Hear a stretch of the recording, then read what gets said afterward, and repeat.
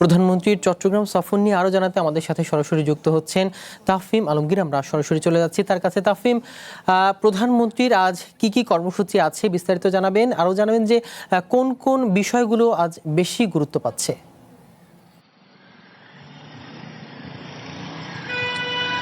সিয়াম, আপনি জানেন যে প্রধানমন্ত্রী তারেক রহমান তিনি দেশের যেই প্রধানমন্ত্রীর যে দায়িত্বভার সেটি গ্রহণের পর প্রথমবারের মতো চট্টগ্রামে আসছেন এবং এই চট্টগ্রামে আসার পেছনের মূল কারণটি হচ্ছে, আপনি জানেন যে কিছুদিন আগেই কিন্তু ভয়াবহ যেই বন্যার ঘটনা ঘটেছিল বিশেষ করে চট্টগ্রামের দক্ষিণাঞ্চলে, সেই জায়গাটি তিনি ঘুরে দেখবেন এবং উত্তর চট্টগ্রামেও তিনি যাবেন। অর্থাৎ দক্ষিণ চট্টগ্রামের বিশেষ করে প্রথমে তিনি যাবেন হচ্ছে বাঁশখালীতে সবচেয়ে বেশি ক্ষতিগ্রস্ত হয়েছে সেখানকার এলাকাবাসী। আমরা যেটা জানতে পেরেছি প্রায় 2000-এরও বেশি বা 2000-এর আশেপাশে পরিবার তারা কিন্তু ক্ষতিগ্রস্ত হয়েছে, ঘরহীন হয়েছে। এই রকম 100টি পরিবারকে নতুন করে ঘর পুনর্নির্মাণ করে দেওয়া হয়েছে এবং এই যে ঘর নির্মাণ, ঘরের সেই চাবিগুলো কিন্তু তাদের হাতে তুলিয়ে দেওয়া হবে। এবং এই যে প্রধানমন্ত্রী তারেক রহমানের চট্টগ্রাম আগমন, সেটি ঘিরেই কিন্তু চট্টগ্রামের যে সকল বিএনপি নেতাকর্মীরা আছেন তাদের মধ্যেই কিন্তু উচ্ছ্বাস উদ্দীপনা দেখা যাচ্ছে। আপনি যেমনটি দেখতে পাচ্ছেন যে এইখানে অনেকগুলো জায়গায় সাজানো হয়েছে, প্রতিটি থরে প্রতিটি মুড়ে মুড়েই কিন্তু তোরণ দেওয়া হয়েছে। অন্তত 100টির মতো তোরণ সাজানো হয়েছে পুরো চট্টগ্রামে। প্রথমে তিনি যেই বাঁশখালী যাবেন, বাঁশখালী থেকে পরবর্তী তিনি ফটিকছড়ি যাবেন। ফটিকছড়িতে সেখানে বাবুনগরী মাদ্রাসায় তিনি যাবেন। সেখানকার যিনি হেফাজতে ইসলামের আমির মহিবুল্লাহ বাবুনগরী, তার সাথে সাক্ষাৎ করবেন। আপনি জানেন যে আসলে বিগত ত্রয়োদশ জাতীয় সংসদ নির্বাচনে যখন হেফাজতে ইসলামের একটি দল মামুনুল হকের নেতৃত্বে জামায়াতের সাথে জোট করেছিল, ঠিক সেই সময়েই কিন্তু এই বাবুনগরী সাহেব তিনি বিএনপিকে পূর্ণ সমর্থন দিয়েছিলেন। তো সেই ব্যাপারটি তো একটি রয়েছে, সেখানে যাবেন, সেখানে তার সাথে কথা বলবেন, সেখানকার শিক্ষার্থীদের সাথে কথা বলবেন। পরবর্তীতে আরও একটি প্রোগ্রাম, আরও একটি মাদ্রাসা যাবেন, সেটি হাটহাজারী মাদ্রাসা নামেই কিন্তু পরিচিত।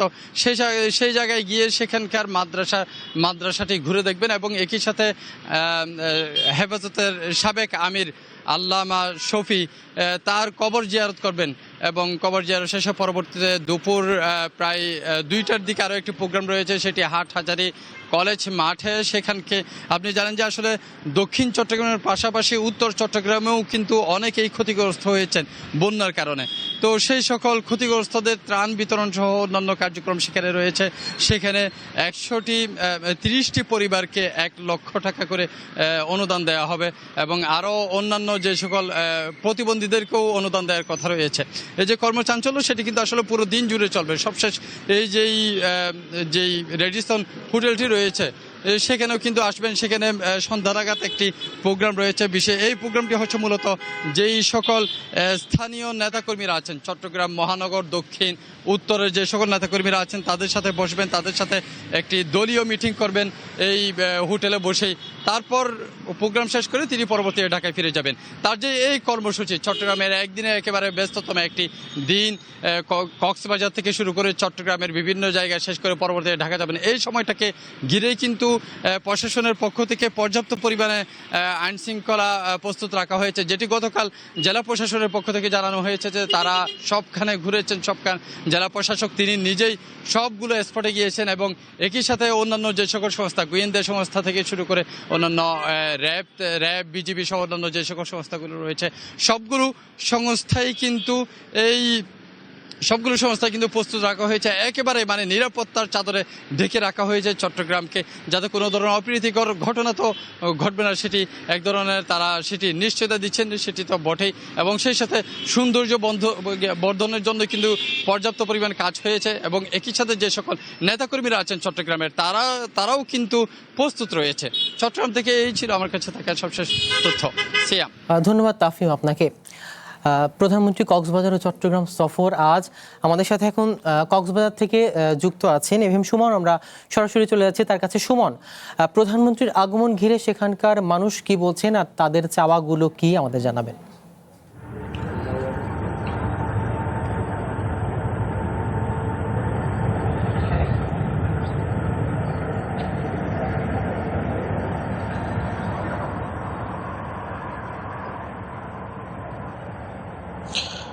ধন্যবাদ আপনাকে। আপনি যেমনটা বলছিলেন প্রধানমন্ত্রী তারেক রহমান এখন থেকে ১ ঘন্টা পরে এখানে আসার কথা রয়েছে। তিনি এখানে আসবেন, অর্থাৎ মাতার বাড়ির গভীর সমুদ্র বন্দর, কয়লাভিত্তিক বিদ্যুৎ কেন্দ্র এবং মহেশখালীর সমন্বিত উন্নয়ন কর্তৃপক্ষর সাথে মতবিনিময় করবেন, এরকম একটি কথা রয়েছে। আমি একটু দেখাতে চাই প্রধানমন্ত্রী তারেক রহমানের আগমনকে ঘিরে, অর্থাৎ আমরা দেখছি সকাল থেকে শেষ মুহূর্তের প্রস্তুতিগুলো সম্পন্ন করা হয়েছে। অর্থাৎ তিনি এখানে আসবেন, এখানে এসে তিনি মাতার বাড়ির যে গভীর সমুদ্র বন্দর এবং কয়লাভিত্তিক বিদ্যুৎ কেন্দ্র পরিদর্শন করবেন। এটিকে ঘিরে আসলে কক্সবাজারে বিএনপি নেতাকর্মী এবং সাধারণ মানুষের মধ্যে এক ধরনের উচ্ছ্বাস বিরাজ করছে, কেননা তিনি প্রধানমন্ত্রী নির্বাচিত হবার পর এটি তার দ্বিতীয় সফর। তিনি প্রথমে আমরা জানি যে এসে তিনি বেশ কিছু উন্নয়ন প্রকল্প উদ্বোধন করেছিলেন। তিনি আজকে দ্বিতীয়বারের মতো এই কক্সবাজারে আসছেন। এই কক্সবাজারে তার সফরকে ঘিরে আমরা যে নেতাকর্মীদের সঙ্গে কথা বলছিলাম, তারা অনেকটা উচ্ছ্বাস এবং তারা কিছু দাবি দেওয়ার কথাও বলেছেন, সেগুলো প্রধানমন্ত্রীর কাছে তারা পেশ করার চেষ্টা করবেন, এরকম একটি কথাও আমরা শুনেছি নেতাকর্মীদের কাছ থেকে। বলে রাখি, এই যে মাতার বাড়ির আল্ট্রা সুপার ক্রিটিক্যাল এই যে কোল পাওয়ার, এটি দেশের অর্থনীতির জন্য খুবই গুরুত্বপূর্ণ এবং সেই সঙ্গে গভীর সমুদ্র বন্দর, এই যে মাতারবাড়ির গভীর সমুদ্র বন্দর, এখানে তিনি আসবেন। আর সরকারের যে উচ্চ পর্যায়ে, অর্থাৎ প্রধানমন্ত্রী এখানে এসে তিনি সেগুলো দেখবেন। এগুলির এই যে অর্থনৈতিক গুরুত্ব, এই অঞ্চলের মানুষ বলছে এটি খুবই গুরুত্ব বহন করে দেশের অর্থনীতিতে।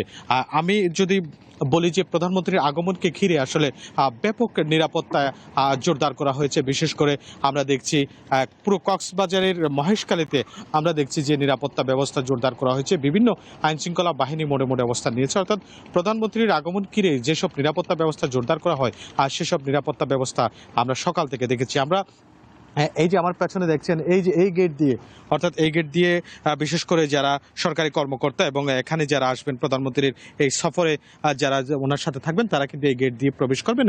এই ফলে আমরা দেখছি সেখানে অনেকটা কড়া নিরাপত্তা ব্যবস্থা কড়া নিরাপত্তা ব্যবস্থা আসলে নেওয়া হয়েছে। সবকিছু মিলিয়ে আসলে প্রধানমন্ত্রীর সফরকে ঘিরে এখানে যে মানুষের উৎসাহ উদ্দীপনার শেষ নেই। ব্যাপক নিরাপত্তা ব্যবস্থা জোরদার করা হয়েছে। এখন থেকে ঘন্টা খানিক পরে তিনি হেলিকপ্টার যোগে এই মাতার বাড়ির গভীর সমুদ্র বন্দর এবং মাতার বাড়ির এই যে বিদ্যুৎ কেন্দ্র, কয়লাভিত্তিক বিদ্যুৎ কেন্দ্র, সেখানে আসবেন। আর সেখান থেকে তিনি পরিদর্শন শুরু করবেন। এই ছিল আসলে কক্সবাজারের প্রধানমন্ত্রীর আগমন ঘিরে সর্বশেষ। ধন্যবাদ সুমন আপনাকে।